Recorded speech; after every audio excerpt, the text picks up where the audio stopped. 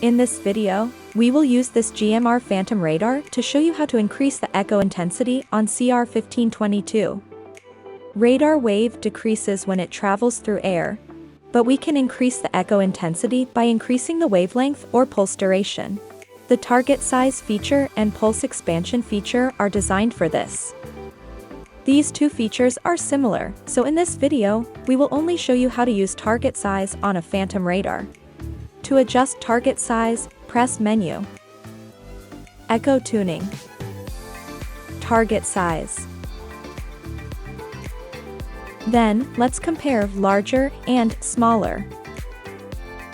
The radar is here, and this group of buildings is the target. Its range and relative bearing are about 1 kilometer and 340 degrees. Now, let's see the radar chart. You can find the target here on the radar chart. Then, let's adjust the target size. In larger, it is showed as a big red dot.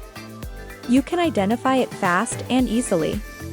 And in smaller, you can see more details and distinguish the buildings. When using a small target size, distant targets may not be displayed. Using a large target size will make it easier to read the chart. In contrast, it is not recommended using a large target size when your targets are in close range. Using a small target size to avoid overlapping.